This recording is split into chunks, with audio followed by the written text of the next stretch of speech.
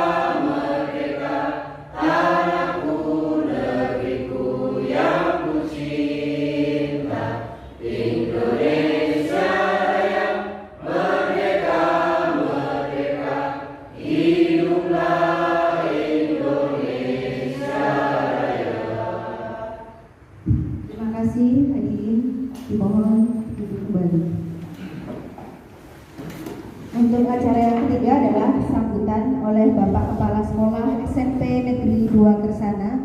Kepada Bapak Ahmad Hasisi SPD kami persilahkan.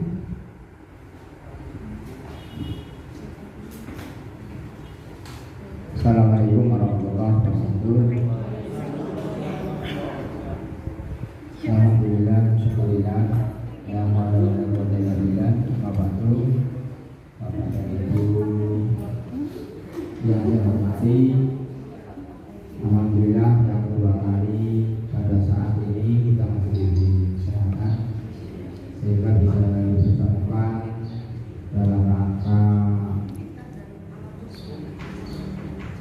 acara dari calon guru penggerak, yaitu tentang seminar budaya positif yang insya Allah akan disampaikan Bapak Wondo Suwarsono dan Bu Yeti. Mudah-mudahan budaya positif ini nanti ada manfaatnya dan bisa dikembangkan di SMP kita. Harapannya seperti itu. Dan kepada kedua materi maksimalkanlah waktu sesuai dengan ketentuan sehingga harapan bisa mencapai nilai predikat yang terbaik. Kepada ibu semuanya, ini adalah awal untuk seminar mungkin satu materi 1 jam atau kurang.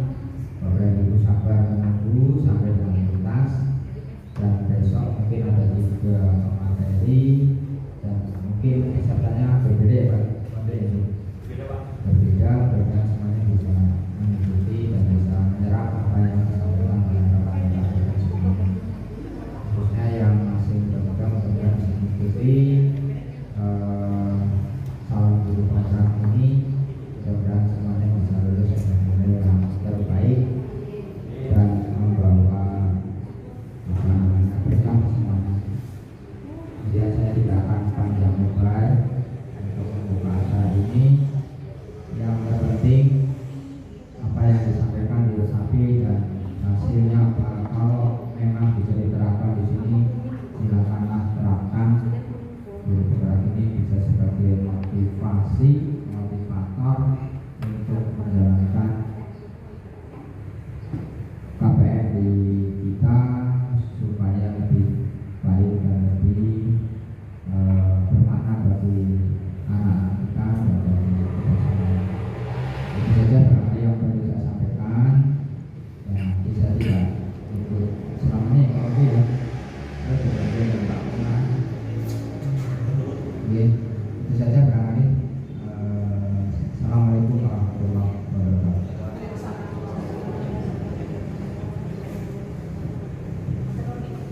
Terima kasih Bapak Kepala Sekolah SMP Negeri 2 Kersana sebagai motivator dan pendukung untuk kita melaksanakan program calon guru penggerak angkatan 7 sampai ke depannya.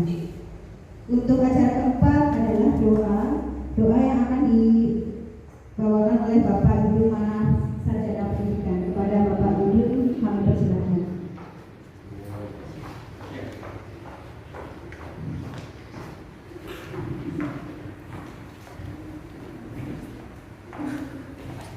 Assalamualaikum warahmatullahi wabarakatuh. Supaya dan berbarokah mengenai acara ini, mari kita berdoa bersama-sama. Bismillahirrahmanirrahim. Hamdasyaikhul hamdan ma'rufun hamdan wafi'an wa yuqabil mujidah. Ya Rabbana alhamdulillah wa yamdulillah rijal wa jika alim wa'alim sultan. Ya Allah, ya Tuhan kami, segala puji untukmu, pemeliharaan alam semesta. Segala puji atas karunia dan kenikmatan yang Engkau limpahkan kepada kami.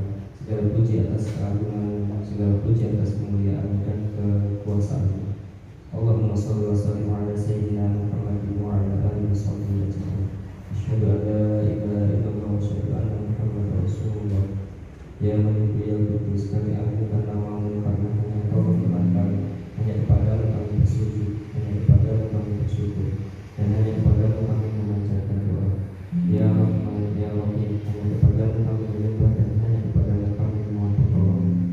Ya Rabbana, hari ini kami berkumpul di sini dalam kegiatan seminar budaya positif, berdiskusi mengurai pikiran untuk memberikan sumbangsi terbaik bagi sekolah ini.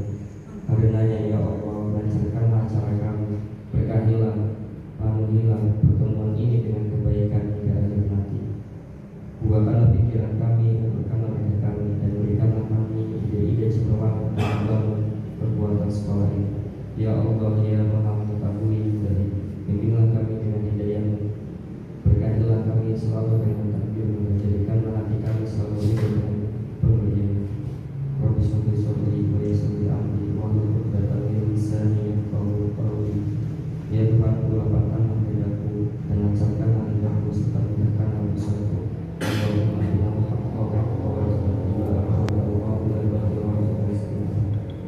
tunjukkanlah kepada kami bahwa yang benar adalah benar, dan berilah kepada kami kekuatan dan kemampuan untuk menjalankannya. Serta tunjukkanlah bahwa yang salah adalah salah, dan berilah kami kekuatan untuk kemampuan untuk menjalankannya. Rabbana atina fid dunya hasanah wa fil akhirati hasanah wa qina adzabannar. Wassallallahu ala sayyidina Muhammadin wa ala alihi wasallam. Subhana rabbika rabbil izzati amma yasifun wa salamun ala mursalin walhamdulillahi rabbil alamin. Wassalamualaikum warahmatullahi wabarakatuh. Terima kasih Bapak Bagaimana. Alhamdulillah, semoga dari doa bersama kita tadi dapat mempermudah kita dalam pemahaman serta dalam mengamalkan ilmu kita yang akan kita dapatkan pada kesempatan hari ini. Amin amin ya rabbal alamin.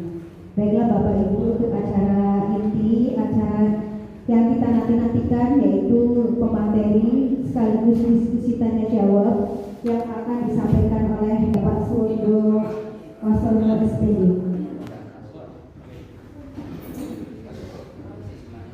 Tentang aksi nyata modul 1.4 budaya positif. Kepada dan Bapak Suwondo kami persilakan. Assalamualaikum warahmatullahi wabarakatuh. Alhamdulillahirabbil alamin. Assalatu wassalamu ala asrofil anbiya'i wal mursalin wa ala alihi washabihi ajmain. Amma ba'du. Yang saya hormati Bapak Kepala SMP Negeri 2 Kersana, yang saya hormati Bapak Ibu calon guru penggerak angkatan 7 SMP Negeri 2 Kersana, yang saya hormati Bapak Ibu guru peserta seminar penerapan budaya positif SMP Negeri 2 Kersana Kabupaten Brebes. Alhamdulillah, pada siang hari ini kita bisa berkumpul bersama dalam keadaan sehat walafiat untuk memberikan apa yang sudah saya pelajari, yang saya dapatkan pada modul 1 di penerapan budaya positif, tepatnya modul 1.4.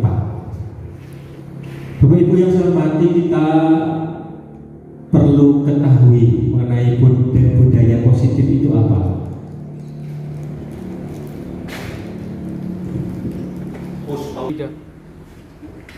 Bahwa budaya positif, arti budaya sendiri merupakan bahasa yang berasal dari bahasa Sanskerta, yaitu budaya yang merupakan bentuk jamak dari budi yang memiliki kata budaya merupakan bahasa yang berasal dari bahasa Sanskerta, yaitu budaya yang merupakan bentuk jamak dari budi yang memiliki arti budi atau akal. Sedangkan dalam bahasa Inggris, budaya dikenal dengan culture yang berasal dari bahasa Latin, yaitu color atau colore, yang memiliki arti mengolah atau mengerjakan. Budaya merupakan pola atau cara hidup yang terus berkembang oleh sekelompok orang dan diturunkan pada generasi berikutnya. Ini pengertian budaya. Jadi kita sebutkan bahwa budaya positif sekolah ialah nilai-nilai, keyakinan-keyakinan dan kebiasaan-kebiasaan di sekolah yang berpihak pada murid dapat berkembang menjadi pribadi yang kritis, penuh hormat dan bertanggung jawab. Eksplorasi konsep dari budaya positif yaitu perubahan paradigma, stimulus respon lawan, teori kontrol, keyakinan kelas, hukuman dan penghargaan, 5 posisi kontrol, arti disiplin, dan 3 motivasi perilaku manusia, 5 kebutuhan dasar manusia, dan segitiga restitusi. Perubahan paradigma budaya positif, paparan dari Dr. William Glasser dalam Control Theory untuk meluruskan beberapa miskonsepsi tentang kontrol. Ilusi guru mengontrol murid, ilusi bahwa semua penguatan positif efektif dan bermanfaat, ilusi bahwa kritik dan membuat orang merasa bersalah dapat menguatkan karakter, dan ilusi bahwa orang dewasa memiliki hak untuk memaksa. Ya. Ilusi guru mengontrol murid. Pada dasarnya kita dapat memaksa murid untuk berbuat sesuatu jikalau murid tersebut memilih untuk tidak melakukannya. Walaupun tampaknya kita sedang mengontrol perilaku murid tersebut, hal ini karena murid tersebut sedang mengizinkan dirinya dikontrol. Saat itu bentuk kontrol guru menjadi kebutuhan dasar yang dipilih oleh murid. Teori kontrol menyatakan bahwa semua perilaku memiliki tujuan, bahkan terhadap perilaku yang tidak disukainya. Ilusi bahwa semua muatan positif efektif dan bermanfaat. Muatan positif atau bujukan adalah bentuk-bentuk kontrol. Segala usaha untuk mempengaruhi murid agar mengulangi suatu perilaku tertentu adalah suatu usaha untuk mengontrol murid tersebut. Dalam jangka waktu tertentu, kemungkinan murid tersebut akan menyadarinya dan mencoba untuk menolak bujukan kita, atau bisa jadi murid tersebut menjadi tergantung pada pendapat sang guru untuk berusaha. Nah, ini sekarang ilusi bahwa kritik dan membuat orang merasa bersalah dapat menguatkan karakter. Menggunakan kritik dan rasa bersalah untuk mengontrol murid menuju pada identitas gagal. Mereka belajar untuk merasa buruk tentang diri mereka. Mereka mengembangkan ideologi yang negatif. Kadang-kadang sulit bagi guru untuk mengidentifikasi bahwa mereka melakukan perilaku ini, karena seringkali guru cukup menggunakan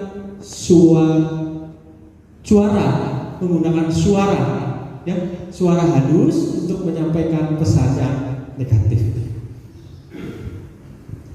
Berikutnya adalah ilusi bahwa orang dewasa memiliki hak untuk memaksa. Banyak orang dewasa yang percaya bahwa mereka memiliki tanggung jawab untuk membuat murid-murid berbuat hal-hal tertentu. Apapun yang dilakukan dapat diterima selama ada sebuah kemajuan berdasarkan sebuah pengukuran kinerja. Pada saat itu pula, orang dewasa akan menyadari bahwa perilaku memaksa tidak akan efektif untuk jangka waktu panjang dan sebuah hubungan permusuhan akan terbentuk.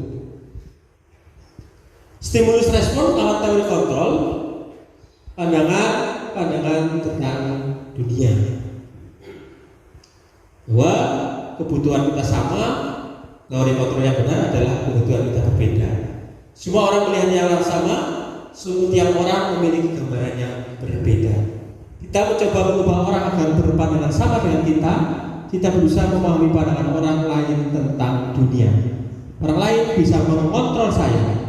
Semua perilaku memiliki tujuan. Saya bisa mengontrol orang lain, Anda tidak bisa mengontrol orang lain. Arti disiplin dan 3 motivasi perilaku manusia. Disiplin berasal dari bahasa Latin disiplina, yang artinya belajar. Makna asal kata ini berkonotasi dengan disiplin diri dari murid-murid Sokrates dan Plato. Disiplin diri membuat orang menggali potensinya menuju sebuah tujuan, apa yang dia hargai. Dalam budaya kita, makna kata disiplin telah berubah menjadi sesuatu yang dilakukan seseorang pada orang lain untuk mendapatkan kepatuhan. Kecenderungan umum adalah menghubungkan kata disiplin dengan ketidaknyamanan, bukan apa yang kita hargai atau pencapaian suatu tujuan. Ketika kita mendengar kata disiplin, apa yang terbayang di benak kita semua? Apa yang terlintas di pikiran Bapak Ibu semua? Kebanyakan orang akan menghubungkan kata disiplin dengan tata tertib, teratur, patuh pada peraturan. Kata disiplin juga sering dihubungkan dengan hukuman, padahal itu sungguh jauh berbeda. Karena belajar tentang disiplin positif tidak harus dengan memberi hukuman. Justru itu adalah salah satu alternatif terakhir, dan kalau perlu tidak digunakan sama sekali. Dalam budaya kita, maka kata disiplin menjadi sesuatu yang dilakukan seorang pada orang lain untuk mendapatkan kepatuhan. Kita cenderung menghubungkan kata disiplin dengan ketidaknyamanan, merasa berat. 3 motivasi perilaku manusia. 1, untuk menghindari ketidaknyamanan atau hukuman. 2, untuk mendapatkan imbalan atau penghargaan dari orang lain. 3, untuk menjadi orang yang mereka inginkan dan menghargai diri sendiri dengan nilai-nilai yang mereka percayai. Untuk menghindari ketidaknyamanan atau hukuman, ini adalah tingkat terendah dari motivasi perilaku manusia. Biasanya orang yang motivasi perilakunya untuk menghindari hukuman atau ketidaknyamanan akan bertanya, apa yang akan terjadi apabila saya tidak melakukannya? Sebenarnya mereka sedang menghindari masalah yang mungkin muncul dan berpengaruh pada mereka secara fisik, psikologis, maupun tidak terpenuhinya kebutuhan mereka bila mereka tidak melakukan tindakan tersebut untuk mendapatkan imbalan atau penghargaan dari orang lain. Satu tingkat di atas motivasi yang pertama, di sini orang berperilaku untuk mendapatkan imbalan atau penghargaan, pamrih dari orang lain. Orang dengan motivasi ini akan bertanya, apa yang akan saya dapatkan apabila saya melakukannya? Mereka melakukan sebuah tindakan untuk mendapatkan pujian dari orang lain yang menurut mereka penting dan mereka letakkan dalam dunia berkualitas mereka. Mereka juga melakukan sesuatu untuk mendapatkan hadiah, pengakuan atau imbalan. Untuk menjadi orang yang mereka inginkan dan menghargai diri sendiri dengan nilai-nilai yang mereka percayai, mereka melakukan sesuatu karena nilai-nilai yang mereka yakini dan hargai, dan mereka melakukannya karena mereka ingin menjadi orang yang melakukan nilai-nilai yang mereka yakini tersebut. Ini adalah motivasi yang akan membuat seseorang memiliki disiplin positif, karena motivasi berperilakunya bersifat internal dari dalam diri, dari mereka sendiri, bukan eksternal faktor orang lain.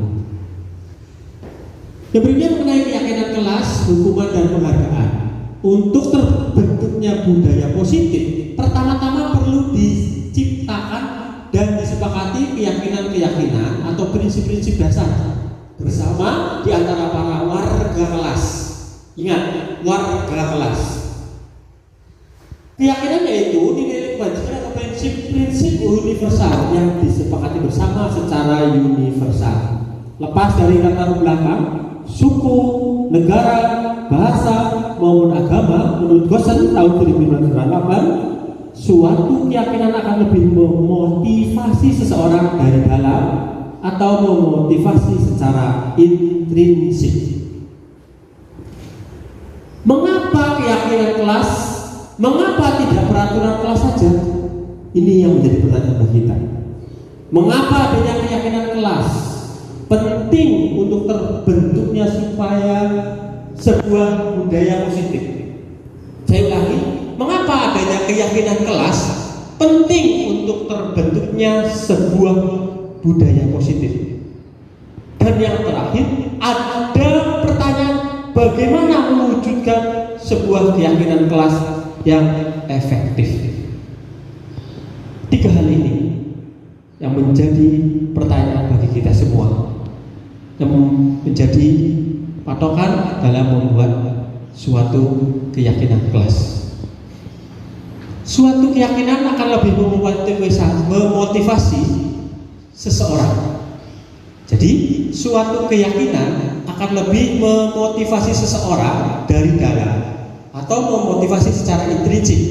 Seseorang akan lebih tergerak dan bersemangat untuk menjalankan keyakinannya daripada hanya sekedar mengikuti serangkaian peraturan. Hukuman bersifat tidak terencana atau tiba-tiba.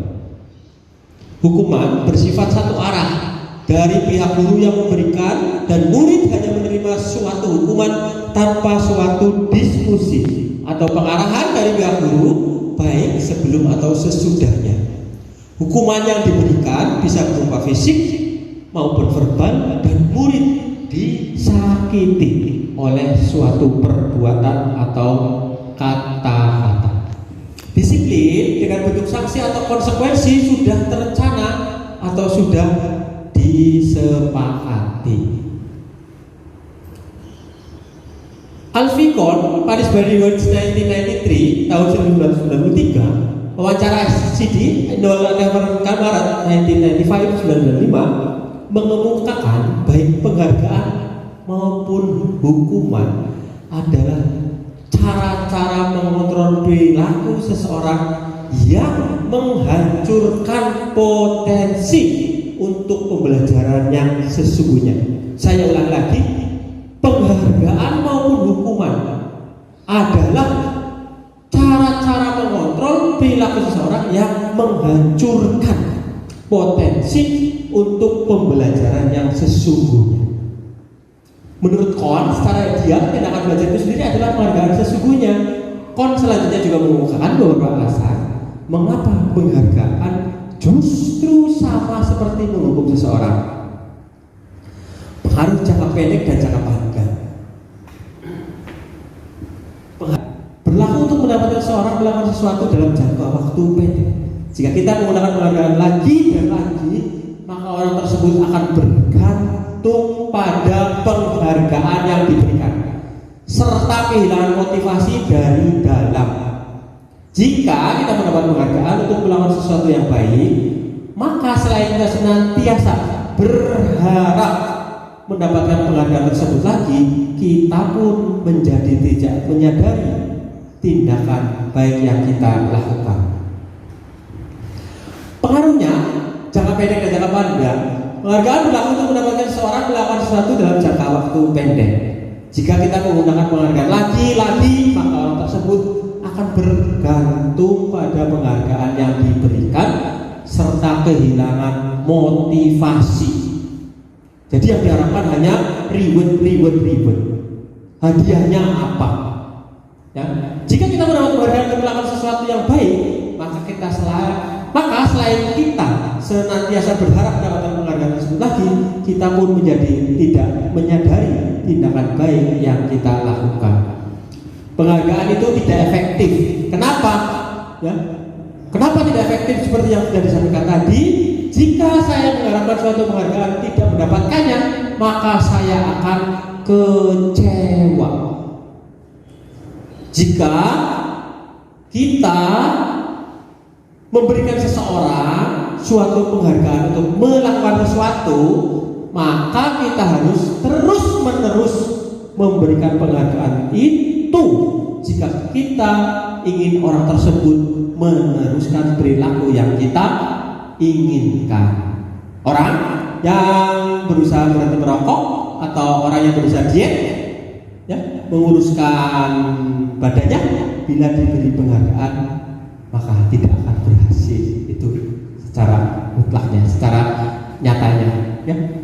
Penghargaan merusak hubungan. Ketika seseorang diberi penghargaan atau dipuji di depan orang banyak, maka yang lain akan merasa iri, dan sebagian dari mereka tidak menyukai orang yang diberikan penghargaan tersebut.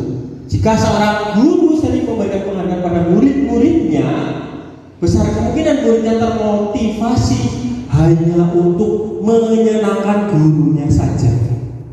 Mereka tidak akan bersikap jujur kepada gurunya.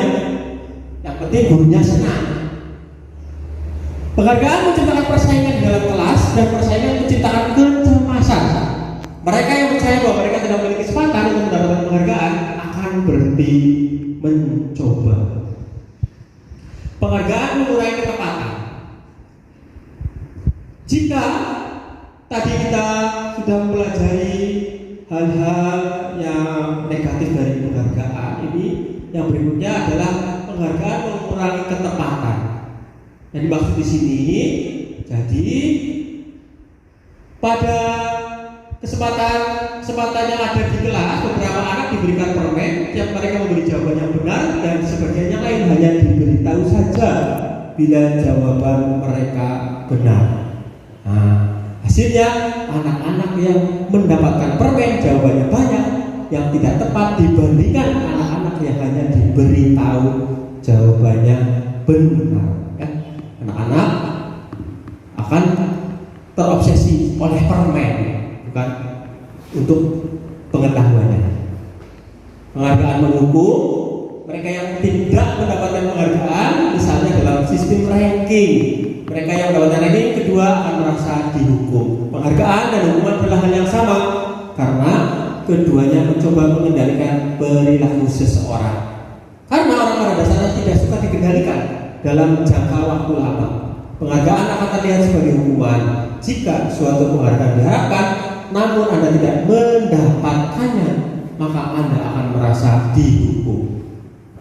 Nah, ini pembentukan keyakinan kelas. Keyakinan kelas bersifat abstrak daripada peraturan. Keyakinan kelas berupa pernyataan-pernyataan universal. Pernyataan keyakinan kelas senantiasa dibuat dalam bentuk positif. Keyakinan kelas sebenarnya tidak terlalu banyak sehingga mudah diingat dan dipahami oleh semua warga kelas. Keyakinan kelas sebaiknya sesuatu yang dapat diterapkan di lingkungan tersebut. Semua warga kelas hendaknya ikut berkontribusi dalam pembuatan keyakinan kelas lewat kegiatan curah pendapat dan bersedia meninjau kembali keyakinan kelas dari waktu ke waktu. Pembentukan keyakinan kelas. Salah satu kegiatan lain yang dapat dilakukan untuk dalam keyakinan kelas adalah mempelajari tanggung jawab setiap warga kelas. Keyakinan bertanggung jawab serta hak seseorang adalah sesuatu yang diungkapkan oleh Ki Hajar Dewantoro tentang menumbuhkan murid yang merdeka. Beratlah kemerdekaan itu bukan hanya tidak terperintah saja, akan tetapi harus juga dapat menegakkan dirinya dan mengatur kehidupannya dengan tertib. Dalam hal ini termasuklah juga mengatur tertibnya hubungan dengan kemerdekaan orang lain. Buku Ki Hajar Dewantoro, buku kuning halaman 4. Contoh-contoh pembentukan keyakinan kelas bisa Bapak Ibu saksikan dalam video berikut ini yang akan kami tayangkan. Sudah saya praktekkan di kelas 8F, nanti bisa diikuti oleh Bapak Ibu semua.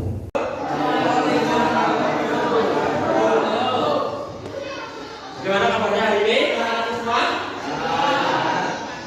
Alhamdulillah. Anak-anak semua, saya selaku guru bahasa Inggris, sebelum memulai kegiatan pelajaran saya di semester 1 ini, kita akan membuat kesepakatan kelas. Ya. Tahu ya kesepakatan kelas ya? Ya, hal-hal yang harus kita lakukan, kita taati, dan harus kita patuhi, yaitu hal-hal yang membuat kamu mengikuti aturan-aturan yang ada di sekolah. Silahkan apa saja nanti yang harus kita lakukan, kita kerjakan sesuai dengan keyakinan atau sesuai dengan pemikiran kamu masing-masing. Kita harus bagaimana? Kita harus seperti apa? Ya, sehingga kelas kita, kelas bahasa Inggris bisa berjalan dengan baik. Paham ya? Nah, silakan kamu tuliskan satu kata saja, kata-kata yang positif, kata-kata yang baik untuk ke depan dalam mengikuti pelajaran saya. Paham? Ya. Nanti kalau sudah, silakan ditempel di depan satu persatu. Ya, ini pertama dulu mas. Ya.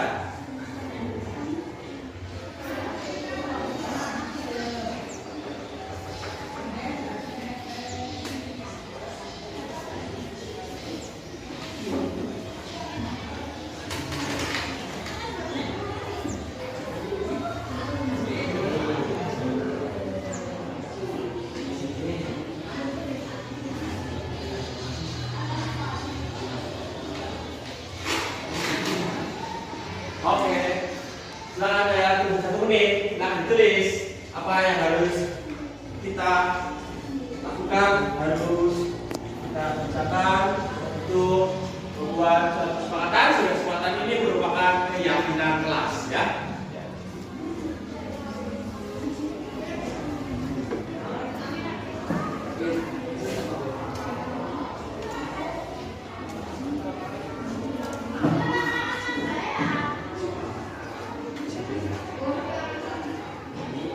gede tulisannya. Nah, tulis yang besar di tengah boleh. Ya, ya seperti itu. Kalau sudah langsung tempel. Kalau sudah langsung tempel tidak usah diberi nama, langsung tempel aja. Plek plek plek plek gitu. Silakan. Ya, silakan Pak. Ya, yang sudah tempel. Oke. Ya. Ayo yang lain, sudah. Saya kasih nama. Ya.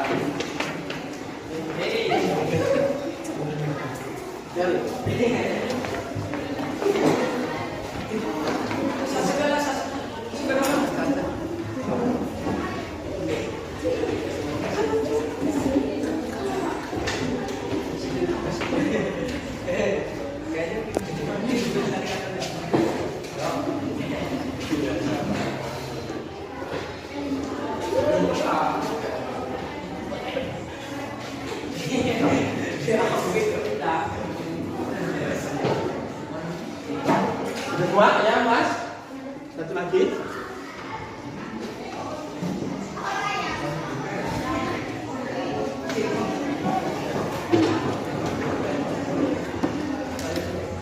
Bos.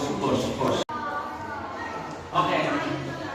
Sudah Mas, yang sudah kalian catat, ini tanggung jawab, rajin beribadah, saling menghormati, jujur dalam melakukan kegiatan apapun, ya. Ya, beribadah, disiplin, tanggung jawab, saling menghormati yang lebih tua, disiplin dalam peraturan. Ya, ini merupakan kesepakatan kelas kita dalam mengikuti pelajaran saya pelajaran bahasa Inggris. Ya. Dari kesepakatan ini kita jadikan keyakinan kelas. Ya, keyakinan kelas. Tadi sudah sepakat, semua sepakat ya, sepakat. Sehingga ini merupakan keyakinan kelas. Yang pertama adalah tadi disiplin. Terus yang kedua yaitu saling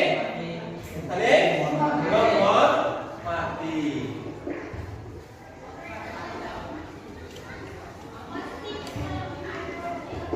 Yang ketiga apa lagi? Bertanggung jawab.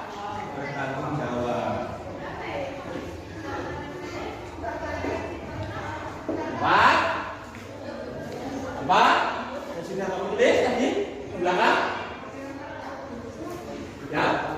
Saling menghormati, disiplin, rajin, beribadah.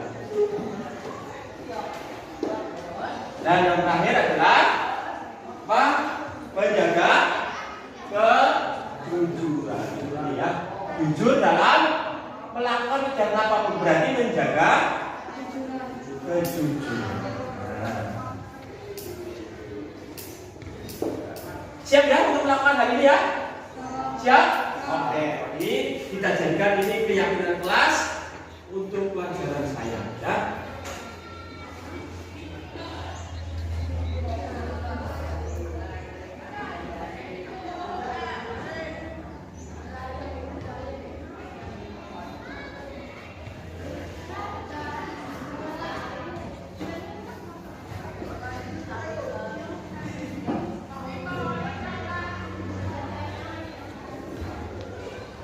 Silakan untuk kelasnya, untuk mewakili atau salah satu, ya, untuk maju ke depan. Mas, ya, Mbak, ya, maaf, kirain Mas. Nama di bawahnya. Namanya, nama ya di sini ya. Oh itu udah nama. Oke anak-anakku, terima kasih atas kesempatan pada hari ini. Kita sudah membuat keyakinan kelas. Yang pertama apa? Disiplin. Yang kedua, saling menghormati. Yang ketiga, bertanggung jawab. Yang keempat, ibadah. Dan kelima, menjaga kejujuran. Siap ya semuanya ya? Siap untuk melaksanakan hal ini? Terima kasih. Semoga ke depan kelas kita, pelajaran saya bahasa Inggris menjadi lebih baik. Wassalamualaikum warahmatullahi wabarakatuh. Merupakan hal yang baru pada kita, yang dulu kita mungkin sekolah juga merasakan bagaimana kita menerima kekerasan dari bapak ibu guru kita. Ya, saya SD diterpilih 2 kali, SMP diterpilih sekali, SMA sekali. Ya, berarti dulu bajuannya seperti itu.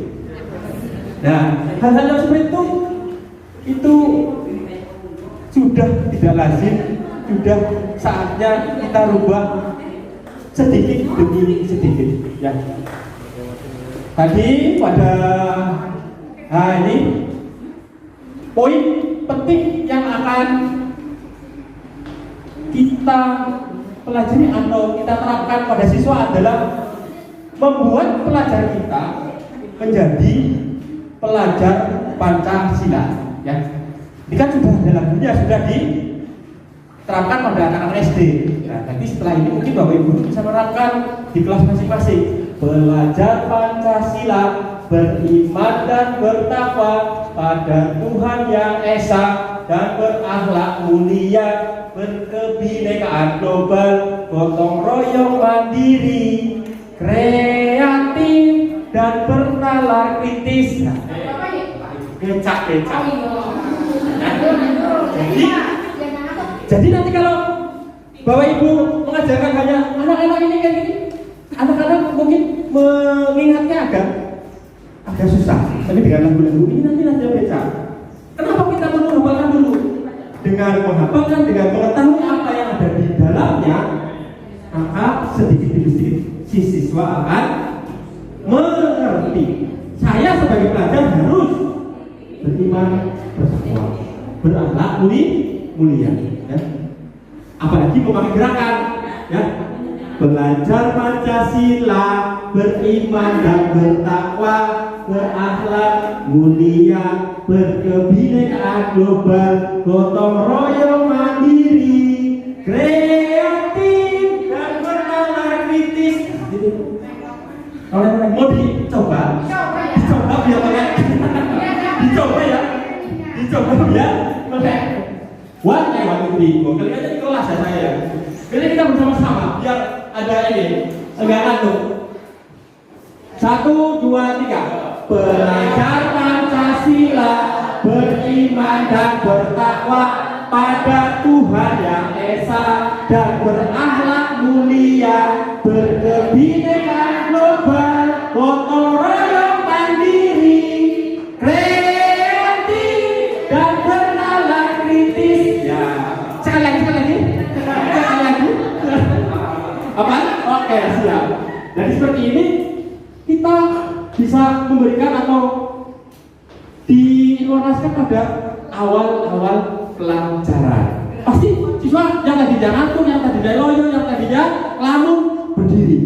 Apalagi dengan gerakan tadi, gerakannya bertakwa pada Yang Maha Esa, berakhlak mulia, ya, gotong royong, berkebinekaan global, gotong royong, kakinya segitiga.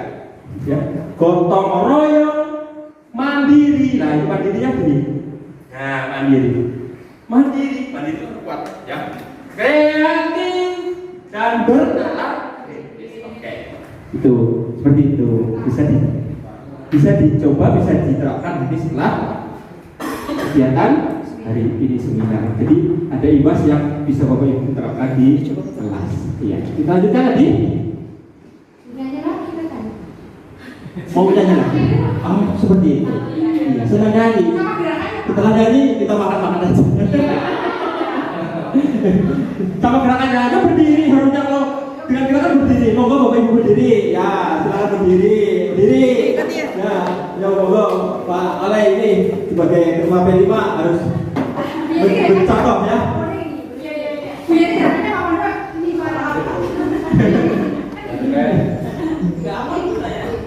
Gimana? Belajar Pancasila. Ada buku. Iya. Belajar Pancasila, beriman dan bertakwa, dan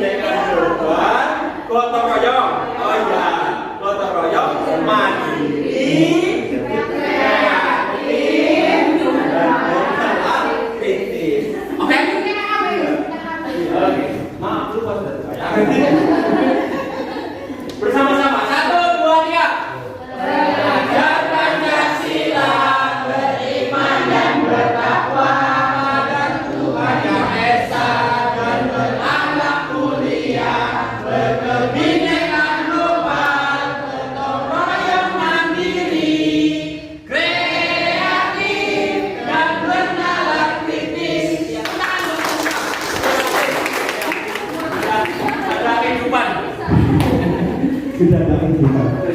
Terima kasih. Ini bisa terapkan di kelas mana saja.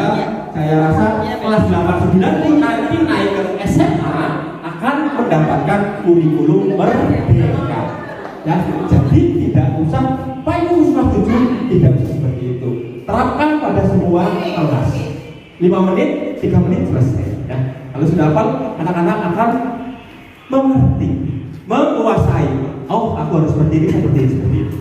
Nah, itu target dari pemerintah.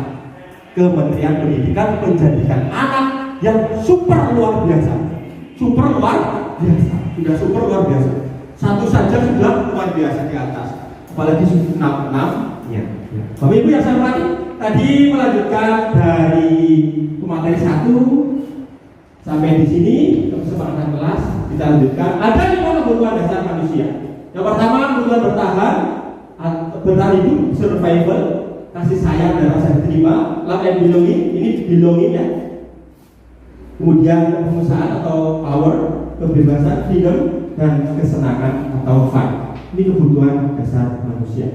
Ya, sini ada stimulus respon tentang dunia dan teori kontrol tentang dunia yang diungkapkan oleh Dr. William Glasser tahun 1984. Tapi bukan usah baca, pasti mulai ini juga tulisannya kecil-kecil ya. Iya, tenang aja. Jadi ada beberapa hal bahwa kita dinyatakan dengan kebutuhan yang sama. Ternyata pada dasarnya kita mempunyai kebutuhan yang berbeda. Semua orang melihat hal yang sama. Semua orang melihat gambaran yang berbeda. Kemudian mengubah orang agar berpandangan sama dengan kita. Pinginnya bahwa ibu kayak kafe orang itu sliding, orang kaya tegang kan tidak. Ya, tapi kita berusaha memahami pandangan orang lain tentang dunia. Perilaku buruk dilihat sebagai suatu kesalahan. Semua perilaku memiliki tujuan. Orang lain bisa mengontrol saya. Hanya Anda orang yang bisa mengontrol diri Anda. Ya, dan bisa saya buki harus seperti ini, harus seperti ini, dan bisa ada di buki sendiri. Ya, saya bisa mengontrol orang lain. Nah, ini Anda tidak bisa mengontrol orang lain. Pemaksaan ada pada saat tujuan gagal, kolaborasi dan konsensus menciptakan pilihan-pilihan baru. Dan model berpikir di sini menang atau kalah. Ini dan kalau tentang dunia benar adalah model berpikir di sini menang, bukan menang dan kalah. Pasti yang kalah tersakiti. Yang betul adalah menang dan menang. Semuanya menjadi pemenang. Nah, ini adalah 5 posisi kontrol Bapak Ibu selama menjadi guru. Di mana posisi kontrol Bapak Ibu saat ini? Apakah menjadi guru yang penghukum, guru yang membuat anak merasa bersalah, teman, pemantau atau manajer? Diresapi dulu 1,5 detik. Saya kalau kurang sering membuat anak merasa bersalah. Kenapa dia merasa bersalah? Lupa Pak. Kenapa salahnya hijau? Lupa Pak. Nah gitu ya, bisa. Padahal anak hanya pelupa.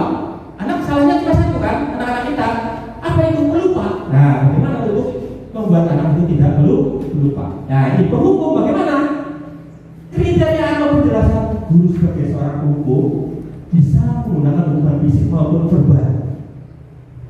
Orang-orang yang menjalani proses penghukum senantiasa mengatakan bahwa sekolah memerlukan sistem atau alat yang dapat lebih menekan murid-murid lebih dalam lagi. Contohnya di sini, patuhi aturan saya. Awas kalau tidak, kamu selalu saja salah, selalu pasti yang terakhir.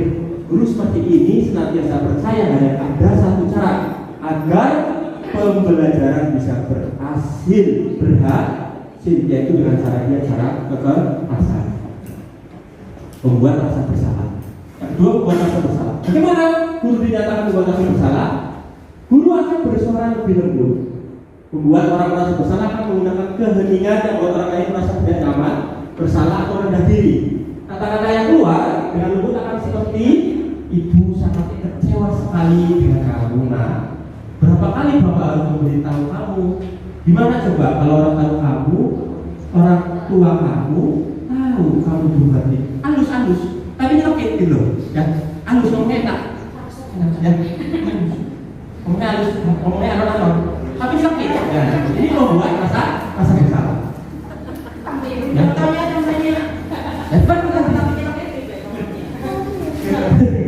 Contohnya misalnya, ibu sangat kecewa sekali dengan aku. Itu kan anu, kecewa sekali dengan aku. Jangan berarti kan membuat suatu hal, suatu perbuatan, suatu kegiatan yang tidak bisa diterima oleh gurunya gitu. Tidak pas. Pengennya yakini dan beda seperti itu. Nah, itu jadi si anak akan merasa tertekan walaupun tidak diungkapkan saat itu juga. Ya, pokoknya sambil sabi ya, endoknya dulu apa dulu, kalanya dulu ya boleh. Yang ketiga adalah teman. Bagaimana seorang guru dinyatakan sebagai teman? Di sini tidak hanya menyakiti murid, namun akan tetap berupaya mengontrol murid melalui persuasif, ya, pendekatan persuasif. Posisi teman pada guru bisa negatif ataupun positif. Positif berarti hubungan baik yang terjadi antara guru dan murid. Guru di posisi teman menggunakan hubungan baik dan humor. Ayo bantulah jadi bapak ya. Ayo ingat tidak bantu bapak selama ini. Ya sudah, kali ini tidak apa-apa dan sebagainya. Ini positif. Nah, ini kalau yang negatif di sini saat guru tersebut tidak membantu, maka murid akan merasa kecewa dan berkata, saya pikir bapak itu teman saya. Ini murid merasa dikecewakan dan tidak mau lagi berusaha. Yang lainnya adalah murid hanya akan bertindak untuk guru tertentu saja, ya, guru-guru yang disukainya saja. Guru olahraga, gitu ya.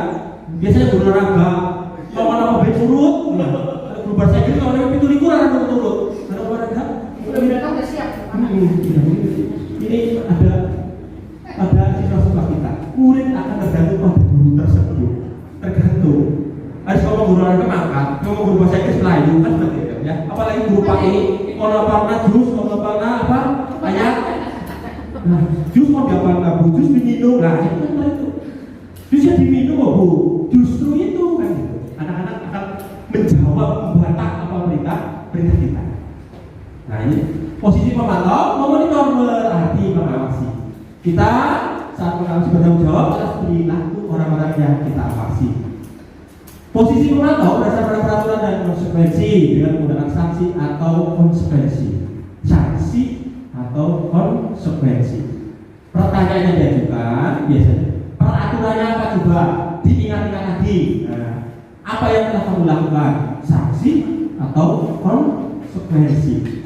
Seorang pemantau sangat menandakan perhitungan catatan data yang digunakan sebagai bukti atas perilaku seorang guru BK dan guru BK. Ini poin kamu sudah 100, tambah lagi dia 1000, itu kan belas kan gitu.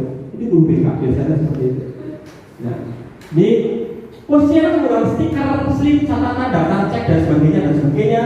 Posisi monitor sendiri berawal dari teori stimulus respon yang menunjukkan tanggung jawab guru dalam mengontrol murid-muridnya. Nah, terakhir adalah posisi manajer, posisi mentor di mana guru berbuat sesuatu bersama murid, sesuatu bersama. Ya. Mempersilahkan murid mempertanggungjawabkan perilakunya, mendukung murid agar dapat menemukan solusinya atas permasalahannya sendiri. Ya. Seorang manajer telah memiliki keterampilan di posisi teman maupun pemantau dan dengan demikian bisa jadi di waktu-waktu tertentu kembali kepada kedua posisi tersebut bila diperlukan. Namun bila kita menginginkan murid-murid menjadi manusia yang merdeka, mandiri, bertanggung jawab, maka kita perlu mengacu pada restitusi yang dapat dilakukan kita seorang manajer bagi dirinya. Mana yang paling bagus dari 5 posisi ini, Bapak Ibu? Manajer, pemantau, teman, merasa bersalah, atau bukan? Manajer, ya, sebagai manajer kita bersama murid, mempersilahkan murid, kemudian menemukan solusi atas permasalahannya sendiri. Saya terlambat karena harus menjemur pindang Pak setiap pagi sampai jam 7 sehingga jam 7 baru kesini. Nah, terus gimana caranya biar terlambat lagi? Nah, itu kan sharing bersama dengan siswa. Sharing. akan menemukan solusinya sendiri. Bersalah tidak seperti itu kalau terlambat? Bersalah Pak. Terus bagaimana? Ya Pak, nanti akan saya coba menjemur pada habis subuh. Habis subuh hujan Pak. Jadi saya tidur lagi, nanti terlambat lagi. Nah, ya, selesai. Nah, pokoknya kita berasal-asal sedikit-sedikit menjadi manajer untuk tersukseskannya pendidikan kita. Ya. Nah ini posisi kontrol, contoh-contohnya bila menghukum biasanya menghardik, menunjuk-nunjuk, menyakiti, menyindir. Ini paling bawah ya, posisi guru yang tidak sesuai dengan perkembangan zaman, seperti yang tadi Bu Yenti berikan, kodrat alam dan kodrat zaman. Menghardik, menunjuk-nunjuk, menyakiti, menyindir, tuding-tuding aja. Siswaan gitu. Kesiswaan biasanya itu. Ya, kalau kamu tidak melakukan awas ya dan sebagainya ini.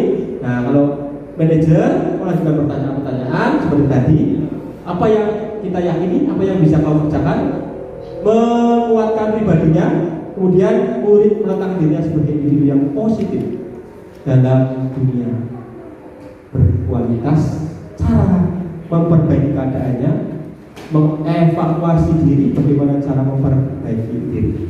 Nah, ini ya, dari posisi kontrol Bapak Ibu semua.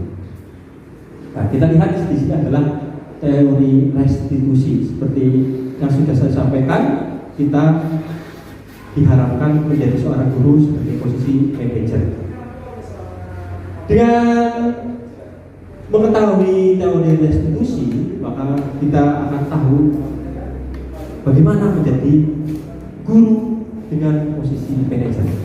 Restitusi menciptakan kondisi bagi murid untuk memperbaiki kesalahan mereka, sehingga mereka bisa kembali kepada kelompok mereka dengan karakter yang lebih kuat. Quotient 2004. Ciri-ciri restitusi, ciri-cirinya bukan menebus kesalahan, tapi belajar dari kesalahan, memperbaiki hubungan, tawaran bukan paksaan, menuntun untuk melihat ke dalam diri, mencari kebutuhan dasar yang mendasari tindakan. Ya. Kemudian di sini restitusi diri adalah cara yang paling baik. Fokus pada karakter bukan pada tindakan. Restitusi menguatkan bukan melemahkan, menguatkan siswa menjadi pribadi yang unggul, menjadi pribadi yang baik di kemudian hari.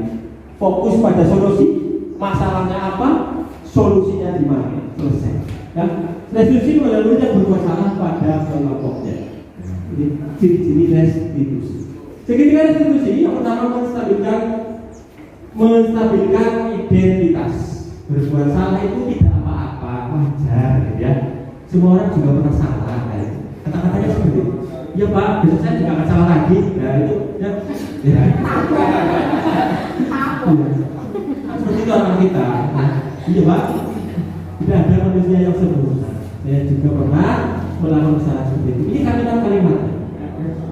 Bapak Ibu bisa memberikan pernyataan-pernyataan seperti ini pada siswa dengan sabar, dengan telaten, dan dengan keyakinan bahwa ini adalah ciptaan Tuhan Yang Maha Esa, ciptaan Allah Subhanahu Wa Taala, bukan dari golongan jin atau golongan setan. Ya, gitu. Kalau berpikir seperti itu, kita jadi sabar. Pada tindakan, padahal kamu bisa melakukan yang lebih buruk dari ini ya. Nah, kenapa? Kamu pasti punya alasan. Kamu perlu bangga pada dirimu sendiri. Ini kalimat-kalimat. Kamu boleh mempertahankan sikap itu, tapi kamu harus menambahkan sikap yang baru, sikap yang lebih baik. Menanyakan keyakinan, apa yang kita percaya sebagai kelas atau keluarga. Apa nilai-nilai umum yang telah kita sepakati? Apa bayangan kita tentang kelas ini? Kamu mau jadi orang yang seperti apa? Menanyakan keyakinan ke siswa. Karena tadi kan jadi mengatakan kalau membuat kesepakatan kelas menjadi keyakinan kelas. Nah, ini kita batik-batikan ya, batik-batikan. Hukuman atau sanksi? Hukuman atau sanksi? mencatat 100 kali dalam buku kalimat. Saya tidak melambat lagi karena terlambat ke sekolah 100 kali. Sampai 20 halaman karena saya berbeda. Ya, ini hukuman atau sanksi? Sanksi. Benar. Sanksi. Kita simpan. Ya, simpan. Sanksi apa? Sanksi ya. Tidak. Lari mengelilingi lapangan basket di guru olahraga. Guru olahraga. Guru apa ini? Ya. Lapangan basketnya kecil ya. Harusnya bukan lapangan basket ini. Lapangan sepak bola. Ya, sepak bola atau lapangan roundball itu yang panjang. 2 kali karena terlambat hadir. Hukuman atau sanksi? Hukuman. Murid diminta push up 15 kali karena tidak menggunakan masker ke sekolah. Ke sekolah ya. Sekolah ini sudah sih. Enggak ada hanya sekolah ya. Gimana? Hukuman? Sanksi? Hukuman. Menggantikan kertas tugas teman yang telah dicoret-coret. Sanksi. Membersihkan teman yang di meja tulis karena tersenggol pada saat belajar. Sanksi. Meminta murid tidak mengenakan sepatu seharian sekolah karena tidak mengenakan sepatu hitam. Nyeker. Nyeker ya? Bapak Ibu pernah lihat siswa bisa nyeker kan? Bagaimana? Diminta baju net Pak, diminta bumi Pak. Sanksi apa? Hukuman? Itu sanksi. Sanksi itu sama dengan konsekuensi ya. Hukuman, sanksi sama dengan konsekuensi. Konsekuensi, ya sama sanksi konsekuensi itu Pak. Iya. Ya. Lari mengelilingi lapangan basket 2 kali sama ini, ya. Juga tadi lapangan basket terlambat 10 menit pelajaran PJOK. Kalau ini tadi tidak ada pelajarannya, kalau ini langsung ke PJOK. Ya. Sini sama PJOK. Yang terkait ini kan termasuk ke dalam pemanasan. Ya. Makanya kita lihat jawabannya bagaimana. Ini apa yang terakhir? Sanksi apa bukan? Sanksi. Sanksi. Ya, kita lihat jawabannya bahwa mencatat 100 kali adalah hukuman, bukan sanksi. Apa faedahnya buat anak? Jadi sekretaris, jadi PR, public relation di kantor tulis itu 100 kali. Ya. Contohnya apa? Dia tidak memakai seragam, apa tidak mengerjakan PR. Kerjanya apa? PR-nya bahasa Inggris. Lah kenapa tulisannya? Saya tidak akan terlambat lagi. Saya tidak akan terlambat lagi. Saya tidak akan terlambat lagi. Apa hubungannya dengan pelajaran kita? Gitu. Itu kenapa jawabannya hukuman. Tidak ada sangkut paut atau konsekuensi dari tindakan yang Bapak Ibu berikan pada saat itu adalah hukuman. Ya. Lari mengelilingi lapangan basket karena terlambat hadir, ini hukuman. Jelas tadi sudah saya katakan tidak ada hubungannya. Terlambat dan terlambat lari keliling lapangan itu tidak menyelesaikan masalah. Push up 15 kali ini juga sama hukuman. Nah ini menggantikan kertas dengan membersihkan tumpahan air. Ini sanksi atau konsekuensi. Kenapa kok dinyatakan sanksi atau konsekuensi? Bertanggung jawab atas perbuatannya.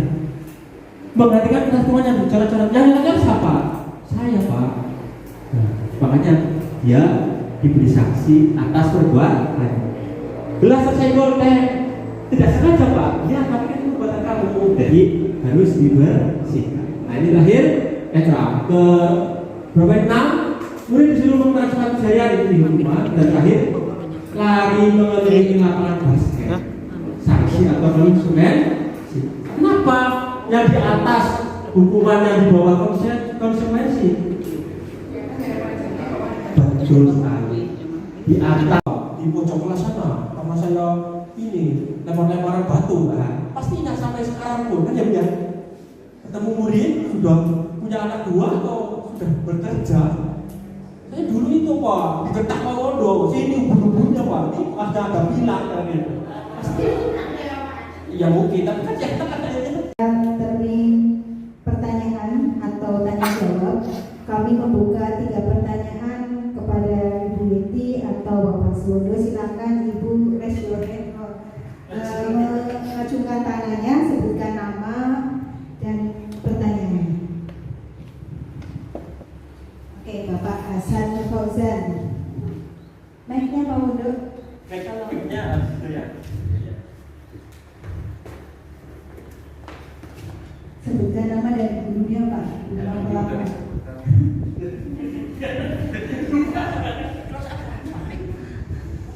Ya, assalamualaikum warahmatullahi wabarakatuh. Waalaikumsalam warahmatullahi wabarakatuh. Sebelumnya saya perkenalkan, nama saya Hasan Nur Fauzan. Saya mengaku mapel matematika. Ya, saya di sini mau bertanya kepada Bapak Wondo berkaitan dengan permasalahan siswa, terutama di lingkungan sekolah kita sendiri, ya, di mana kita mengenal siswa-siswa kita, ya, susah sekali untuk dibimbingnya, ya. Bahkan seperti tadi saja untuk apel itu sangat sulit sekali untuk mengumpulkan siswa-siswi kita, ya, di lapangan. Yang berkaitan dengan yang tadi disampaikan mengenai restitusi, ya, yaitu kalau saya lihat di Google itu yaitu suatu proses menciptakan kondisi bagi murid untuk memperbaiki kesalahan mereka sehingga mereka itu bisa kembali pada kelompok mereka dengan karakter yang lebih kuat. Nah, ini berarti di sini artinya diharapkan seorang guru itu bisa menciptakan siswa-siswinya agar mereka memperbaiki diri mereka sehingga mereka berkumpul lagi dengan teman-temannya yang lebih baik, ya. Nah, ini pertanyaan saya di sini, bagaimana cara penerapan kita menerapkan restitusi di sekolahan kita SMP Negeri 2 Kersana supaya lebih baik lagi dalam membimbing mereka, terutama kita supaya lebih mudah membimbing siswa-siswi kita. Terima kasih.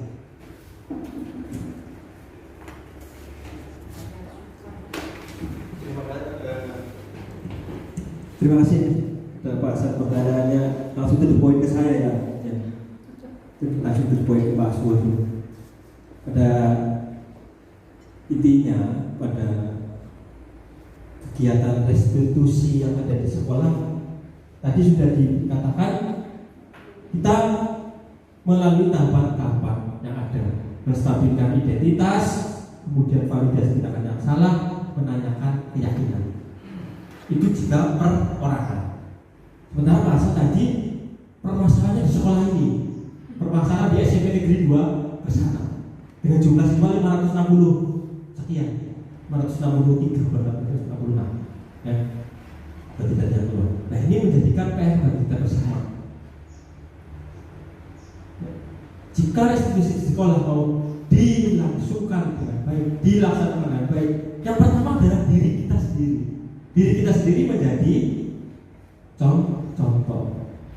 contoh pada anak-anak kita. Menjadi contoh memang tidak mudah, ya. Saya juga kelewat kata, saya juga sendiri kebablasan, tapi kita berupaya menjadi contoh untuk anak-anak. Oh, bahwa ibu saya, oh seperti ini, oh seperti ini. Itu pertama. Yang kedua, semua pihak merasa memiliki sekolah ini. Ini sekolah saya, tempat saya mencari nafkah. Walaupun tidak membuat saya kaya, tapi membuat saya hidup, kan seperti itu, ya. Beda dengan Pak Junet. Pak Junet di sekolah tidak membuat kaya, tapi di rumah buat kaya. Akhirnya jadi Pak Junet mungkin disiplin 20 bagi tugas biar kaya dan biar hidup. Kalau kita sudah memiliki rasa itu, tidak mau gimana? Profesional yang harus tetap ini. Bagus. Ya. Guru profesional harus mengutamakan guru di sekolah, itu kewajiban kita. Itu kalau semua guru sudah merasakan seperti itu, insya Allah anak-anak kita yang tadinya harus kita obrak-obrak bawa beduk, kita lihat satu-satu sudah otomatis. Kita keliling, kita bisa bawa beduk, otomatis. Berarti semua pihak, ya. Stakeholder, pimpinan merasa bertanggung jawab, memberikan dukungan pada kita semua. Dan yang penting adalah lingkungan masyarakat. Nah itu, jika semua 4 unsur itu mendukung dari pendidikan yang ada di SMP Negeri 2 Kersana, proses restitusi yang sudah saya sampaikan insya Allah akan berjalan sebagaimana yang dikemukakan oleh Ki Hajar Dewantoro. Tuturi Handayani menjadi lambang pendidikan. Kenapa tidak yang pertama? Kenapa tidak Imajo Mangunkarso? Tapi lambang pendidikan kita adalah Tuturi Handayani, karena guru adalah pendorong dari belakang, memberi arahan. Tidak di depan geret-geret gerbongnya, di geret-geretnya kalau kuat, kalau tidak kuat copot gurunya, atau di tengah-tengah antara kepala dan kaki. Kalau seimbang, kalau tidak, ya akan terpecah-pecah.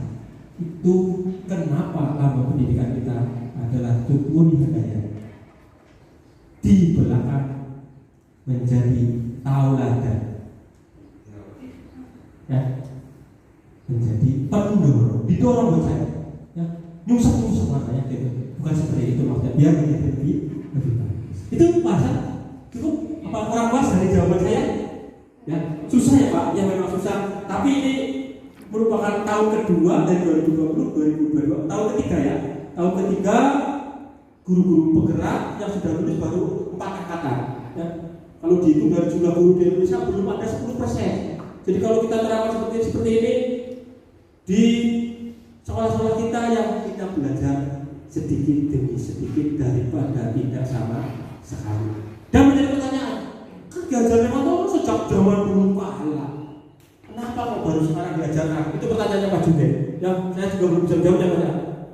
Junet bertanya pada saya, kan Ki Hajar Dewantoro sejak bapak moyang kita ada, kenapa kok baru sekarang tahun 2023? Nah, itu menjadi PR kita bersama. Terima kasih. Wassalamualaikum warahmatullahi wabarakatuh. Terima kasih Pak Hasan atas pertanyaan bagus dan Bapak Suwondo atas penjelasannya yang jelas sekali. Bapak Ibu, untuk mengakhiri acara seminar penerapan budaya positif pada pagi hari ini, sebagai pembawa acara, saya mohon maaf sebesar-besarnya apabila ada tutur kata yang kurang berkenan. Marilah kita tutup acara dengan membaca hamdalah bersama-sama.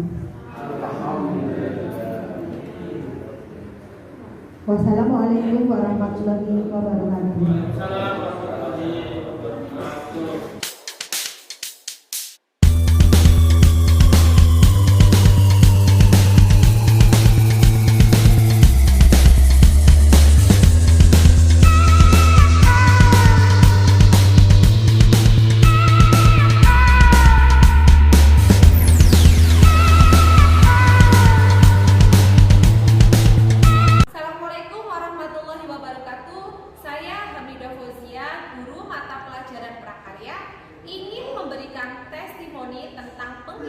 Budaya positif yang sudah dilakukan oleh Bapak Suwondo Wasono SPD.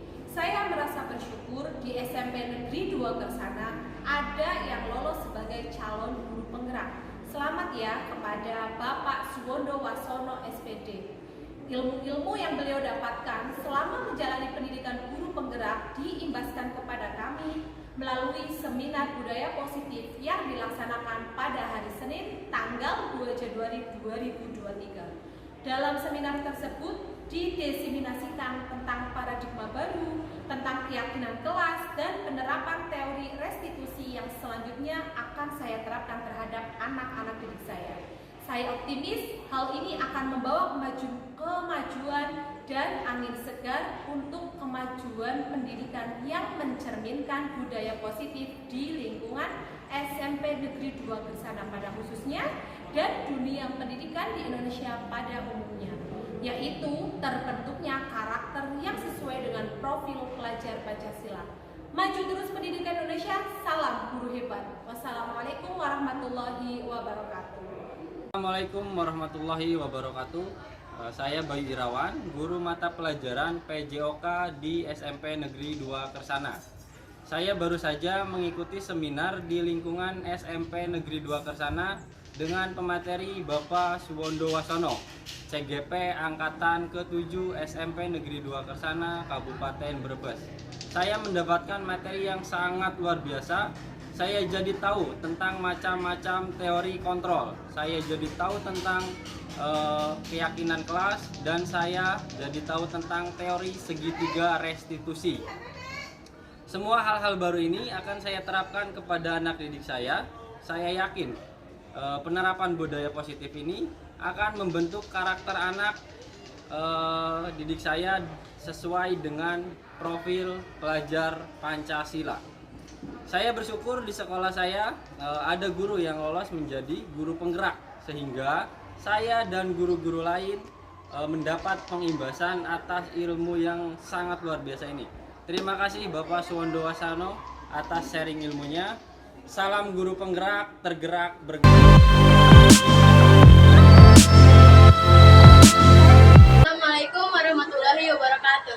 Perkenalkan, saya Cecilia Nasafitri dari kelas 9C SMP Negeri 2 Kersana, Kabupaten Brebes. Saya senang dengan mata pelajaran bahasa Inggris yang diajarkan oleh Bapak Suwondo Wasono. Beliau mengajarkan nilai-nilai kebajikan kepada kami. Beliau juga membimbing kami dalam membuat kesepakatan kelas berdasarkan nilai-nilai kebajikan yang telah disepakati bersama.